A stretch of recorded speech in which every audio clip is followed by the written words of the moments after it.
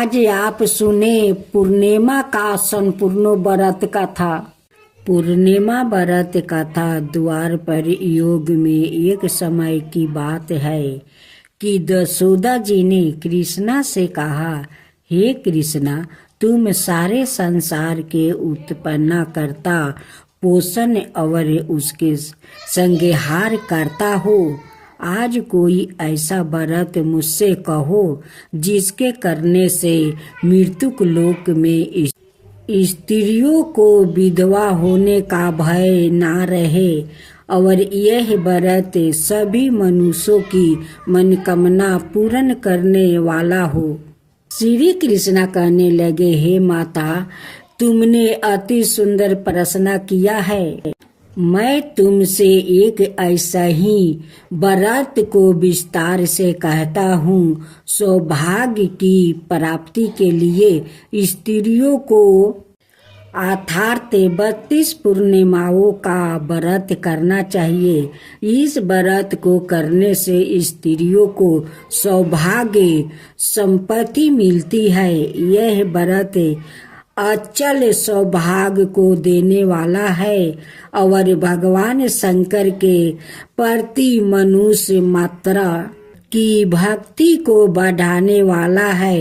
यशोदा जी कहने लगी, हे कृष्णा, सर्वप्रथम इस व्रत को मृत्युक लोक में किसने किया था, इसके विषय विस्तार पूर्वक मुझसे कहो। श्री कृष्णा जी कहने लगे कि इस भूमंडल पर एक अत्यंत प्रसिद्ध राजा चंद्रहास से पालित अनेक प्रकार के रत्नों से परिपूर्ण कार्तिक नाम की एक नगरी थी। वहाँ धनेश्वर नाम का एक ब्राह्मण था और उसकी स्त्री अति सुशील रूपवती थी। दोनों ही उसने नगरी में बड़े प्रेम से साथ रहते थे। घर में धन धनाए आदि की कोई कमी नहीं थी। उनको एक ही बड़ा दुख था, उनके कोई संतान नहीं थी, जिस वजह से वो बहुत दुखी रहते थे। एक दिन एक बड़ा तपस्वी योगी उस नगरी में आया। वो योगी बाकी सभी घरों से भिक्षा मांगकर भोजन किया करता था, लेकिन उस ब्राह्मण के घर से भिक्षा नहीं मांगा करता था। एक दिन योगी गंगा किनारे भिक्षा मांगकर प्रेम पूर्वक खा रहा था कि धनेश्वर ने योगी को यह सब करते देख लिया। सब कार्य किसी प्रकार से देख लिया। अपनी भिक्षा अनादर से दुखी होकर धनेश्वर योगी से बोले, आप सभी के घर से भिक्षा लेते हैं, परंतु मेरे घर की भिक्षा कभी भी नहीं लेते हैं। इसका कारण क्या है? योगी कहने लगा कि आपके धर्म में हमें इस बात की आज्ञा नहीं देता है, क्योंकि अभी आप गृहस्थ जीवन में एक सुख से वंचित है। आपके घर संतान होने पर मैं आपके घर से भी भिक्षा स्वीकार कर लूंगा। उन्होंने कहा कि जिसे संतान नहीं है, उसके घर से भिक्षा लेने से मेरे भी पतित हो जाने का भय है। धनेश्वर यह सब बात सुनकर बहुत दुखी हुआ और हाथ जोड़कर योगी के पैरों पर गिर पड़ा और दुखी मन से कहने लगा कि आप मुझे संतान प्राप्ति के लिए उपाय बताइए। आप सब ज्ञान है, मुझ पर अवश्य ही यह कृपा कीजिए। धन की मेरे घर में कोई कमी नहीं है, लेकिन मैं संतान ना होने के कारण अत्यंत दुखी हूँ। आप मेरे इस दुख का हरण कीजिए। यह सुनकर योगी कहने लगे, तुम चंडी की आराधना करो। घर पहुंचकर उन्होंने यह सारी बातें अपनी पत्नी को बताई और खुद वन में चला गया। वन में पहुंचकर उसने चंडी की आराधना की और उपवास की। चंडी ने 16 दिन उसको सपने में दर्शन दिया और कहा कि हे धनेश्वर, जा, तेरे पुत्र होगा, लेकिन उसकी आयु सिर्फ 16 बरस होगी। 16वां बरस की आयु में ही उसकी मृत्यु हो जाएगी। अगर तुम दोनों स्त्री और पुरुष से 32 पूर्णिमाओं को व्रत करोगे तो यह शीघ्र आयु हो जाएगा। जितनी तुम्हारा सामर्थ्य हो उतने अच्छे के दिए जलाकर शिव जी का पूजन करना, लेकिन पूर्णमासी 32 ही होनी चाहिए। सुबह होती ही तुम्हें इस स्नान के पास एक आम का पेड़ दिखाई देगा। उस पर चढ़कर एक फल तोड़कर अपने घर चले जाना। अपनी स्त्री का इस बारे में बताना। सुबह स्नान होने के बाद वो स्वच्छ होकर शंकर जी का ध्यान करके उस फल को खा लेना। तब शंकर भगवान की कृपा से उसको गर्भ हो जाएगा। जब ब्राह्मण सुबह उठा तो उसे उस स्थान पर आम का पेड़ दिखाई दिया और वो उस फल तोड़ने के लिए चढ़ा, लेकिन वो पेड़ पर चढ़ नहीं पा रहा था। यह देखकर उसे बड़ी चिंता हुई। उसने भगवान गणेश की उपासना की और कहा, हे दयानिधि, आपने भक्तों के विघ्नों का नाश करके उनके मंगल कार्य को करने वाले, दृष्टि का नाश करने वाले, रिद्धि सिद्धि देने वाले आप मुझे इतना बल दीजिए कि मैं अपनी मनोकामना पूरी कर सकूं। इसके बाद वो पेड़ से फल तोड़कर अपनी पत्नी के पास पहुंचा। उसकी पत्नी ने अपने पति के कहे अनुसार इस फल को खा लिया और वो गर्भवती हो गई। देवी की कृपा से उसे बहुत सुंदर पुत्र पैदा हुआ। उसका नाम उन्होंने देवी दास रखा। माता पिता के हर्ष और शोक के साथ वो बाल बढ़ने लगा। भगवान की कृपा से बालक बहुत ही सुंदर था, सुशील और पढ़ाई लिखाई में भी बहुत ही निपुण था। दुर्गा जी के कथा अनुसार उनकी माता से पूर्णमासी का व्रत रखा। जैसे ही 16वां वर्ग लगा, दोनों पति पत्नी बहुत दुखी हुए, कहीं उनके पुत्र की मृत्यु न हो जाए। उन्होंने सोचा कि अगर उनके सामने यह सब हुआ तो वो कैसे देख पाएंगे। तभी उन्होंने देवी दास के मामा को बुलाया और 1 बरस के लिए देवी दास को काशी में पढ़ने के लिए भेज दिया। 1 बरस के बाद उसे वापस लेकर आ जाना। देवी दास अपने मामा के साथ एक घोड़े पर सवार होकर चल दिया। उसके मामा को भी यह बात पता नहीं था। दोनों पति पत्नी से 32 पूर्णमासी का व्रत पूरी किया।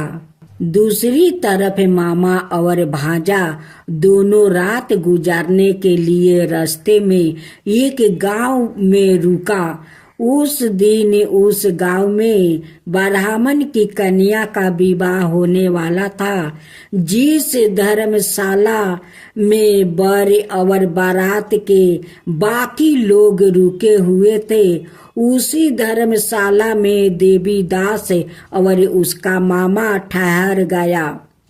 उधर कन्या को तेल आदि चढ़ने के बाद जब लगन का समय आया तो वर की तबीयत खराब हो गई। वर के पिता ने अपने परिवार वालों से विचार करके कहा कि यह देवीदास मेरे पुत्रा जैसा ही है, मैं इसके साथ लगन कर दूं और बाद में बाकी सारे काम मेरे बेटे के साथ पूरा हो जाएंगे। ऐसे कहने के बाद वर के पिता देवीदास को मांगने के लिए उसके मामा के पास गए और उन्होंने सारी बात बताई। मामा ने कहा कि कन्या दान में जो कुछ भी मिलेगा वो हमें दे दिया जाएगा। वर के पिता ने बात स्वीकार कर लिया। इसके बाद देवीदास का विवाह कन्या के साथ संपन्न हो गया। इसके बाद वो अपनी पत्नी के साथ भोजन ना कर सका और मन में विचार करने लगा कि ना जाने यह किसकी पत्नी होगी। यह सोचकर उसकी आंखों में आंसू आ गया।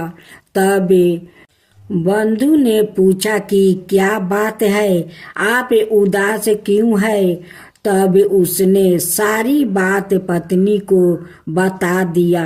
तब कन्या कहने लगी, यह ब्रह्म विवाद के विपरीत है। आप ही मेरे पति है, मैं आपकी ही पत्नी रहूंगी, किसी अन्याय की कभी नहीं। तब देवीदास ने ऐसा मत करिए, क्योंकि मेरी आयु बहुत कम है, मेरे बाद आपका क्या होगा। लेकिन उसकी पत्नी नहीं मानी और बोली, स्वामी आप भोजन कीजिए। दोनों रात में सोने के लिए चले गए। सुबह देवीदास ने पत्नी को 4 नागों से जरी एक अंगूठी दी और एक रुमाल दिया और बोला कि हे प्रिया, इसे लो और संकेत समझ कर अस्थिर चित हो जाओ। मेरे मरण और जीवन जानने के लिए एक पुष्पा बटिका बना लो, उसमें सुगंधी वाली एक नौ मलिका लगा लो, उसके प्रतिदिन जल से सींचा करो और आनंद के साथ खेलो कूदो। जिस समय और जिस दिन मेरा परंत होगा उस दिन यह फूल सूख जाएंगे। जब यह फिर से हरे हो जाए तो जान लेना मैं जीवित हूँ। यह समझ कर वो वहाँ से चला गया। इसके बाद जब वर और बाकी बाराती मंडप में आए तो कन्या ने उसे देख कर कहा कि यह मेरा पति नहीं है, मेरे पति वहाँ है जिनका साथ रात में विवाह हुआ है, इसके साथ मेरा विवाह नहीं हुआ है। अगर यह वही है तो यह बताए कि मैंने इसको क्या दिया है। साथ ही कन्या दान के समय आभूषण मिले उन्हें दिखाई। कन्या की यह सारी बातें सुनकर वो कहने लगा कि मैं यह सब नहीं जानता। इसके बाद सारी बारात भी अपमानित होकर लौट गए। भगवान कृष्णा बोले, हे माता, इस प्रकार देवीदास काशी चला गया। कुछ समय जब बीत गया तो वो एक सर्प उसको डांसने के लिए वहाँ आया, लेकिन वो उसको काट नहीं पाया क्योंकि उसकी माता ने पहली ही 32 पूर्णिमा का व्रत कर लिया था। इसके बाद खुद काल वहाँ पहुँचा। भगवान की कृपा से तभी वहाँ माता पार्वती और भगवान गणेश आ गए। देवी दास को मूर्छित दशा में देखकर माता पार्वती ने भगवान शिव से प्रार्थना की कि महाराज, इस बालक की माता ने पहले ही 32 पूर्णिमा का व्रत कर लिया है, आप इसको प्राण दे दे।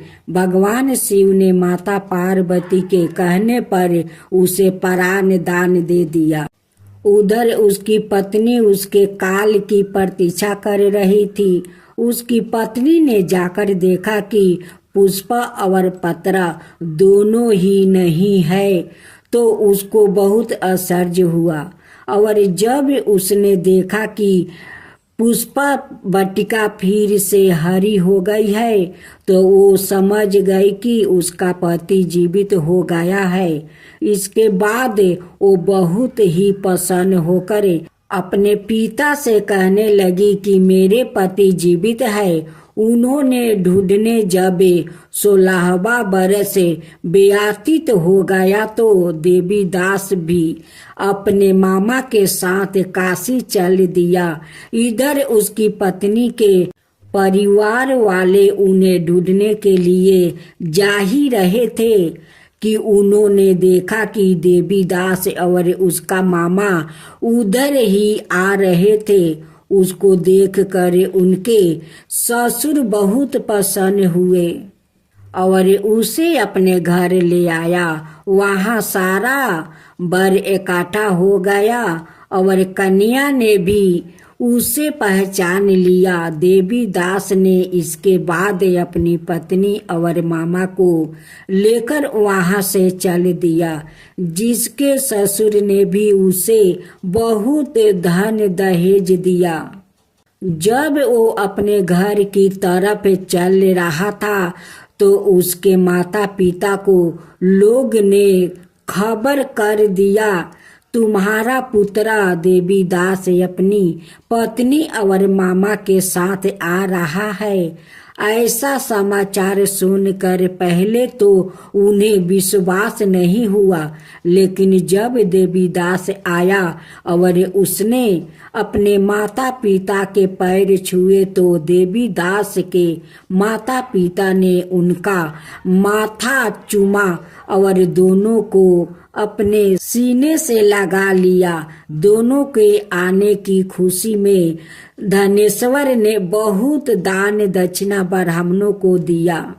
श्री कृष्णा जी कहने लगे कि इस तरह धनेश्वर को 32 पूर्णिमा का व्रत के प्रभाव से संतान प्राप्ति हुआ। जो स्त्री इस व्रत को करती है, वो जन्म जन्मांतरों तक विधवा का दुख नहीं भोगती है और सदाए सौभाग्यवती रहती है। यह मेरा वचन है। यह व्रत संतान देने वाला और सभी मनोकामनाओं को पूर्ण करने वाले है। रमना स्वामी जय लक्ष्मी रमना सत्यनारायण स्वामी जन पालक हरना जय लक्ष्मी रमना जय लक्ष्मी रमना। रतन जरित सिंहासने अधिभूति छविराजे रतन जरित सिंहासने अधिभूते छविराजे। नारद करत निरंजन घंटा बन बाजे जय लक्ष्मी रमना जय लक्ष्मी रमना। परकट भयो कली कारणे दीजो को दर्शन दियो। बूढ़ा ब्राह्मण बन कर कंचन महल कियो जय लक्ष्मी रमना जय लक्ष्मी रमना। दूबल भील कठारो जिन पर कृपा करी चंदर जुर एक राजा तिनकी विपत्ति हरी। जय लक्ष्मी रमना, जय लक्ष्मी रमना।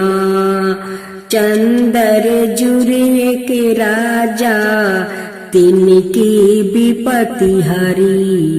जय लक्ष्मी रमना। बेसिया मनोरथ पायो, सरदा तज दिनहि। सो फल भोग प्रभु जी, फिर स्तुति की नहीं। जय लक्ष्मी रमना, जय लक्ष्मी रमना। भाव भक्ति के कारण छिन छिन रूप धरो। भाव भक्ति के कारण छिन छिन रूप धरो। श्रद्धा धारण की नहीं, तिनको काज सरो। जय लक्ष्मी रमना, जय लक्ष्मी रमना। ग्वाल बाल संग राजा, वन में भक्ति करी। ग्वाल बाल संग राजा, वन में भक्ति करी। मनोबचित फल दिन हो, दिन दयालु हरी। जय लक्ष्मी रमना, जय लक्ष्मी रमना। चढ़त प्रसाद सेवा, के दली फल मेवा। चढ़त प्रसाद सवाए, के दली फल मेवा। धूप दीप तुलसी से, राजी सतिया देव। जय लक्ष्मी रमना। धूप दीप तुलसी से, राजी सतिया देव। जय लक्ष्मी रमना। सत्या नारायण जी की आरती, सत्या नारायण जी की आरती। जो कोई नर गावे, रिद्धि सिद्धि सुख संपत्ति, सहज रूपी पावे। ऋषि सिद्धि सुख संपत्ति, सहज रूपी पावे। जय लक्ष्मी रमना, जय लक्ष्मी रमना।